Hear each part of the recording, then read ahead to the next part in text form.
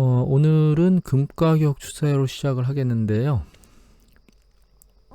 금가격이 단기간에 굉장히 빠른 속도로 밀고 올라왔거든요. 그래서 이게 왜 이런 거야? 이거 연준의 평균 물가 목표제가 이렇게 이걸 올릴 수 있는 건가? 그러니까 추가 유동성도 공급을 안 했는데 그런 생각을 했거든요.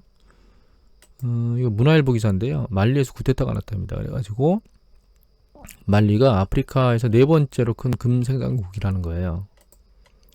결과적으로 정정이 불안하니까 금 공급에 문제가 생길 수도 있겠죠. 그런 부분 때문에 이제 금값이 빠른 속도로 올라왔는데 상황은 지켜봐야 되겠지만 단기적인 거 아닐까요? 라는 생각을 저는 개인적으로 합니다. 가격 상승 추세가 이런 전고점 추세를 돌파하러 계속 밀고 올라가기보다는 단기적인 급등세가 아닌가 이런 생각을 하고 있습니다.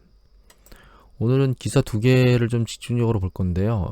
이코노믹 리뷰에 있는 기사 하나하고 매경증권에서 나온 기사 두 가지를 좀 집중적으로 볼 겁니다. 현재 상황을 좀 이해하기 쉬운 기사인 것 같아요. 일단 첫 번째로는 여기 나온 게 평균 물가 목표제를 연준에서 시행하겠다고 제롬 파월 연준 의장이 얘기를 했다는 건데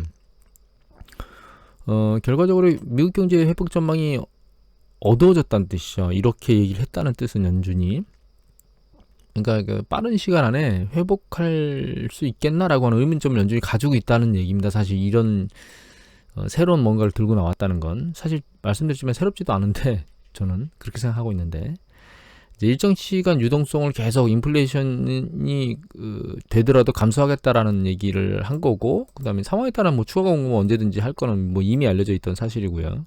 근데 저는 이런 생각을 하거든요. 진짜 이게 2% 가긴 갈라나?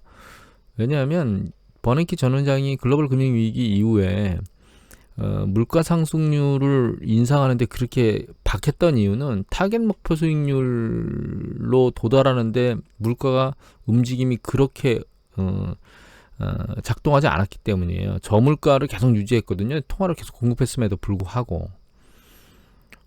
그러니까 이게 지금 공급한다고 해서 단기간에 1, 2년 안에 물가가 2%를 넘어가겠느냐라고 하는 의문점을 좀 갖고 있습니다. 결과적으로. 그냥 5, 6년, 7년 가면 그거는 버냉키 의장이 한 거와 똑같은 거거든요. 결과적으로. 물가 상승률이 안 올라가게 가게 되면. 근데 시장은 시그널을 계속 연준이 주는 시그널 긍정적인 것만으로 해석을 하고 있는데 아무튼 미국의 기업이익이 회복이 주춤하고 있다라고 하는 건데 이건 이미 보여드렸거든요.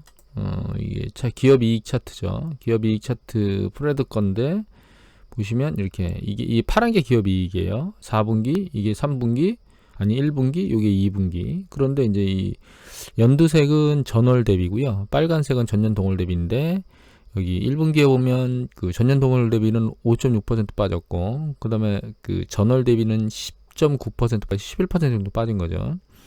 근데 2분기 내려와서 전년 동월 대비 거의 20% 빠졌습니다. 19.8이니까. 그 다음에 전월 대비 11.8이니까 한 12% 빠진 거죠. 그러니까 아직 기업이익이 빠지는 속도가 둔화되진 않았는데 3분기엔 당연히 둔화될 겁니다. 이제 올라가는 빠진 속도는 올라가겠지만 이 이익 자체가 조금 들리긴 하겠지만 전년 동월 대비로는 이거만큼 이걸 이제 급격하게 19.8% 거의 20% 빠진 걸 급격하게 들어 올릴 수 있겠느냐는 사실 의문점이에요. 이렇게 기업이익이 이런 상황에서 주가가 너무 빠른 속도로 미래를 반영하는 게 아닌가라고 하는 생각을 하게 만드는 요소 중에 하나입니다. 그래서 여기 보면 이제 전체적으로 다 역선장을 기록했는데 민간 소비도 많이 줄었고 건설 투자 마찬가지, 설비 투자, 재고도 마찬가지고요. 이제 수출 기여도만 상당히 긍정적으로 포인트 되게 굉장히 미약한 포인트죠.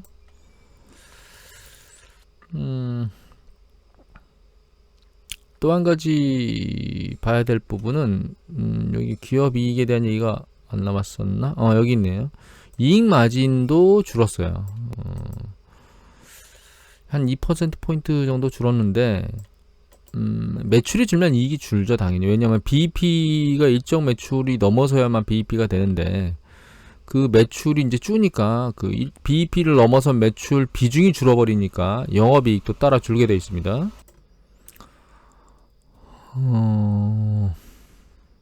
그 다음에 이제 소득 절벽과 소비 위축에 대한 얘기들을 하고 있는데요. 이것도 이미 한번 보여드렸는데, 이게 기업이 아니고 개인 소득인데, 실질 개인 소득입니다. 이 보시면 이제 추세가 있다가 4월 달에 여기 굉장히 급등했죠. 실질 개인 소득이. 그런데 이게 이전 소득을 제외한, 그러니까 뭔가 지원 같은 걸 제외한 거 보면 굉장히 많이 빠졌어요.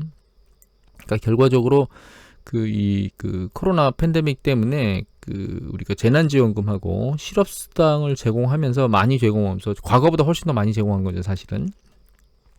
그러면서 개인 소득이 급증하게 됐고, 그 상황이 사실은 이제 우리가 그러니까 PC 개인 소비 지출이나 이런 것들에 대해서 영향을 미쳤던 거죠. 근데 지금은 이제 7월 이후로 지났기 때문에 8월 지표의 개인 소비 지출은 생각보다는 약할 거라고 생각하고 있습니다.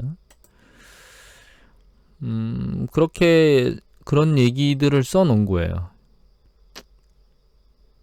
그리고 또 한 가지 이제 컨퍼런스 보드가 굉장히 소비자 신뢰 지수가 급격히 떨어졌는데, 이건 이따가 상황에 봐서 다시 한번 얘기를 드리겠습니다.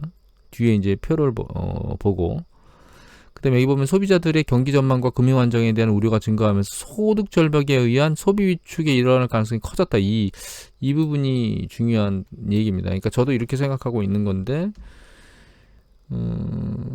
개인들이 결과적으로는 뭐 ISM 제조업 지수나 이런 것들이 긍정적일 수는 있습니다. 그러니까 단기적으로 락다운 됐다가 다시 좋아지면서 제조업 파트 쪽에서는 뭔가 나가는 것처럼 보이는데, 실제로 소비자들은 상황이 불확실하고, 그 다음에 소득에 대한 불확실성이나 이런 심리적 요소가 커지면 지출에 대해서 약간 꺼리는 이런 현상들이 보이는데, 그런 부분들이 후반기에 나타나지 않을까 이런 생각을 하고 있습니다.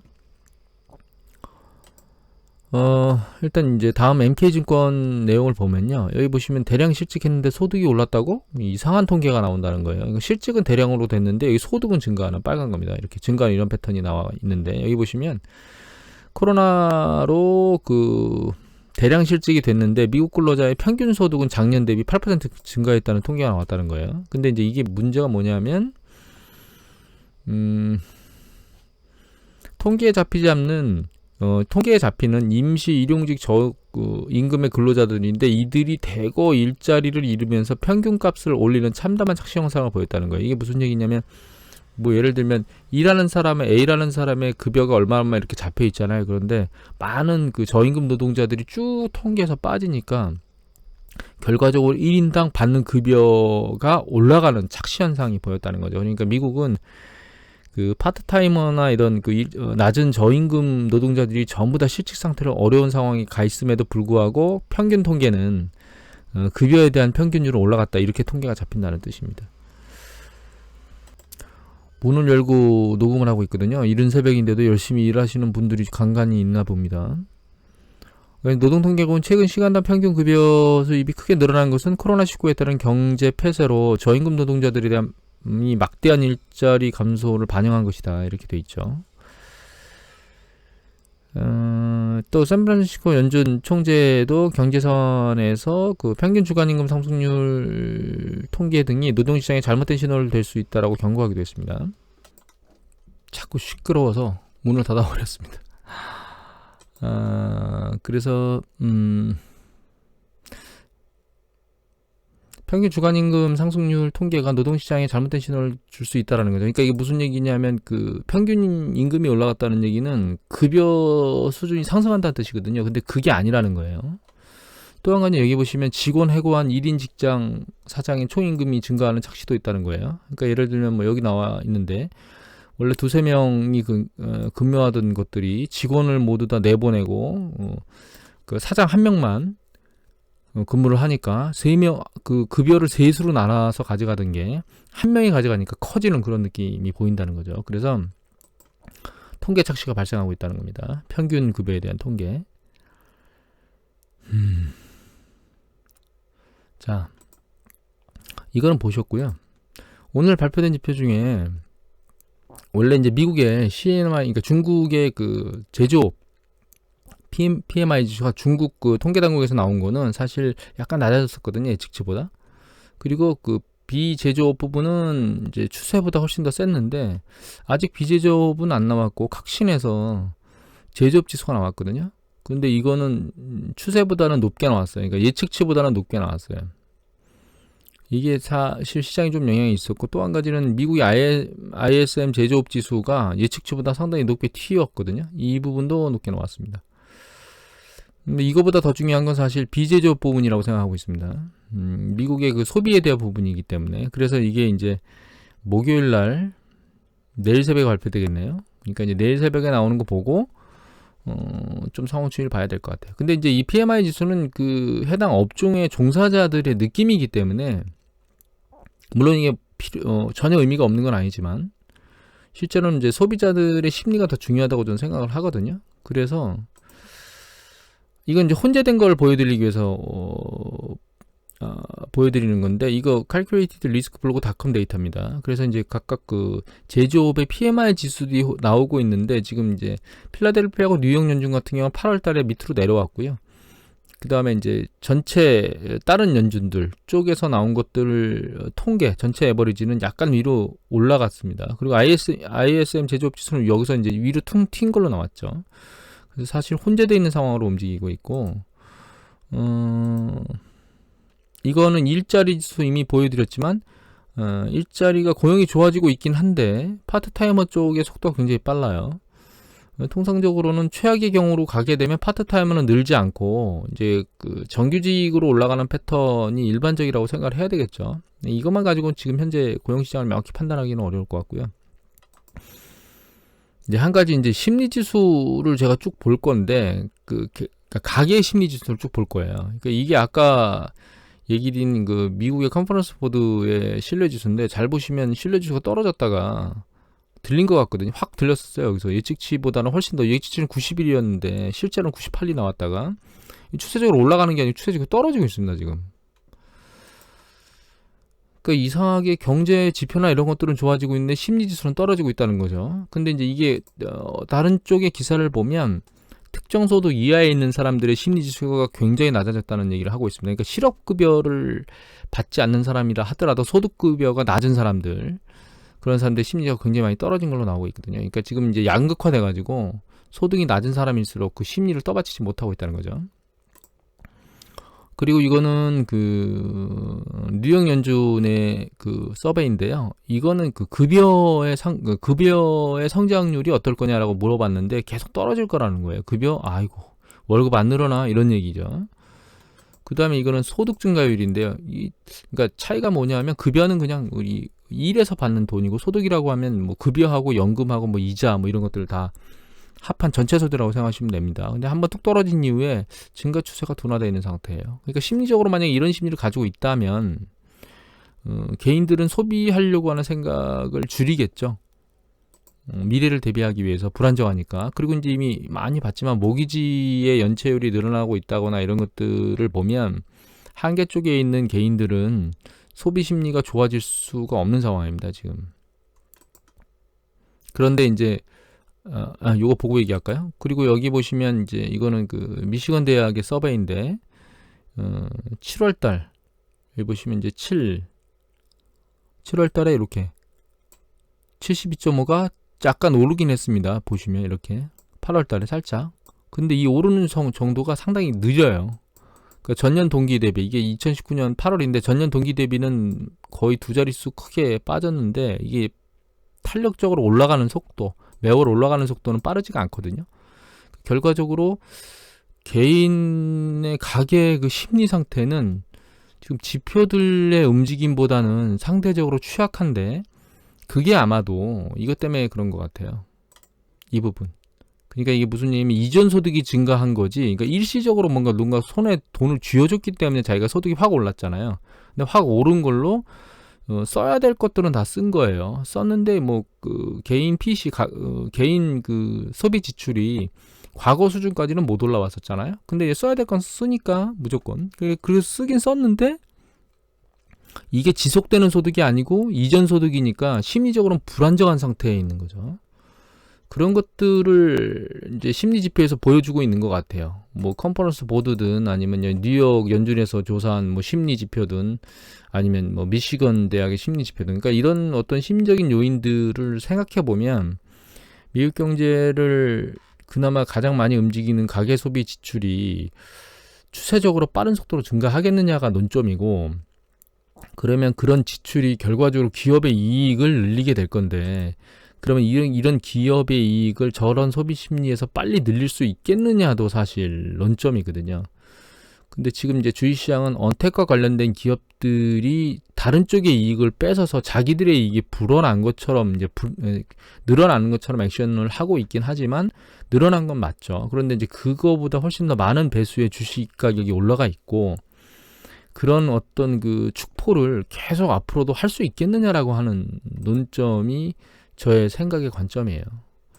이거는 이제 미시건 차트가 너무 짧기 때문에 장기적으로 움직임을 보여주는 거거든요. 근데 이거 데이터가 7월까지만 나왔고 8월달이 74 정도 나왔으니까 이 정도 올라왔습니다. 그러니까 이거 한번 떨어진 이후에 얘가 이렇게 회복을 하질 못하고 바닥에서 기고 있어요. 그러니까 우리가 지금 긍정적인 패턴을 보고 있으면 그게 한없이 윗방향으로 빠른 속도로 달려갈 거라고 생각이 들긴 하지만, 미국 경제의 큰 부분을 놓고 보면, 그러니까 가계소비라고 하는 부분을 놓고 보면 그렇게 빨리 달려갈 수 있을까라고 하는 의문점이 든다는 거죠. 그리고 calculatedriskblog.com 데이터의 이게 그 빈번도, 사람들의 활동력 이런 것들을 보여주는 데이터가 있었잖아요. 최근 데이터를 보면 이 여행객 숫자가 줄고 있어요. 추세가. 물론 과거 추세도 줄었으니까 이게 아마 여름 휴가 때 피크를 치고 후반부에 들어서 주는 패턴을 보이는 것 같아요. 근데 이제 이 증가 추세가 사실은 과거에 비하면 절반 수준도 못 왔잖아요. 2019년도에는 거의 250만에서 200만 사이였는데 지금은 뭐 인구가 5만, 6, 7만 될까요? 그러니까 엄청나게 많이 줄은 거죠. 활동 인구가. 여행을 안 간다는 뜻이죠. 그 다음에 이제 뭐 저녁 레스토랑 예약률도 상당히 많이 오르긴 했지만 결과적으로 과거 대비 한 절반 수준이에요. 절반. 극장은 약간 개장을 하기 시작한 것 같으네요. 머리가 들리기 시작했습니다. 예약률이, 판매가. 근데 호텔 점유율도 약간씩 그러니까 차지율, 호텔에 숙박하는 정도도 약간씩 둔화되고 있거든요. 지금 이 바캉스 시절 지나면서 밑으로 꺾이는 과정으로 가고 있는데, 이것도 역시 여기 보시면 이제 2019년 대비해 보면 상당히 낮은 수준에 머물러 있죠. 개솔린 소비량도 횡보세를 거치고 있고, 이거는 이제 대중교통 이용률이 최근 들어 좀 떨어지고 있습니다. 그러니까 상승 추세가 약간 꺾인 것 같아요. 그러니까 결과적으로 대중교통을 이용하는 것도 절반 약간 넘는 수준으로밖에 회복이 안 된 상태입니다. 지금. 이건 뭐 뉴욕 그 지하철 사용률인데 이것도 뭐 증가 추세가 둔화돼 있는 상황이죠. 거기에 이제 뉴스핌 기사인데 유럽이 난리를 치고 있다라고 얘기를 하고 있고, 근데 어제 제가 독일에 3만 명인가요? 마스크 안 쓰고 자유롭게 움직이고 싶다라고 데모를 하시는 분들이 모여 있었죠. 유럽의 확진자 늘고 있고 미국 같은 경우는 600만 명이 넘었습니다. 근데 확진자 속도 때문에 이거는 제가 기사를 뽑았는데요. 여기 보시면 100만 명 되는데 98일이 걸렸는데 200만 명 되는데 43일로 반토막 났었거든요. 300만 명까지 되는데 한 30일 걸렸고요. 28일. 그 다음에 그 뒤로 100만 명 되는데 15일. 또 17일. 그러니까 15일 전후죠. 그러니까 한 15일 만에 이건 22일 만에 600만이 약간 둔화되고 있긴 한데 한 20일 전후에 100만 명씩 계속 늘어나고 있습니다. 코로나 팬데믹이 잡히지는 않고 있고 백신에 대한 얘기들은 계속 돼 있고, 지금 빠른 거는 9월 1일 날 3상 들어간다고 얘기가 나왔거든요. 정말 빠르면 내년 초가 아니고 올 후반기에 백신을 맞아서 뭔가 상황이 전개되는 게 보일 수도 있겠죠. 근데 그 백신에 대한 효과가 기대치에 못 미친다면 뭐 50% 얘기하는 사람들도 있고요. 70%면 좋겠다고 파우치 소장이 얘기한 적도 있죠. 그런데 그게 과연 이 코로나 사태, 그러니까 예를 들면 확산, 그러니까 경제만 재개하면, 사람만 모이면 확산되는, 그리고 이거를 이제 마스크나 이런 걸 착용하면 문제가 해결되는데, 저희 나라뿐만 아니라 전 세계적으로 그런 부분들을 거부하는 사람들로 인해서 자칫 재확산되고 그게 봉쇄를 다시 하고 다시 또 경제를 재개하는 이런 악순환을 끊을 수 있을지는 그때가 되면 상황이 오픈되겠죠. 그러면 사실 지금 상황에 있는 주식 추세나 이런 것들이 최종적으로 어떤 방향을 잡을 것인가에 대해서 좀 더 명확해지지 않을까요? 오늘 이것으로 마치도록 하겠습니다.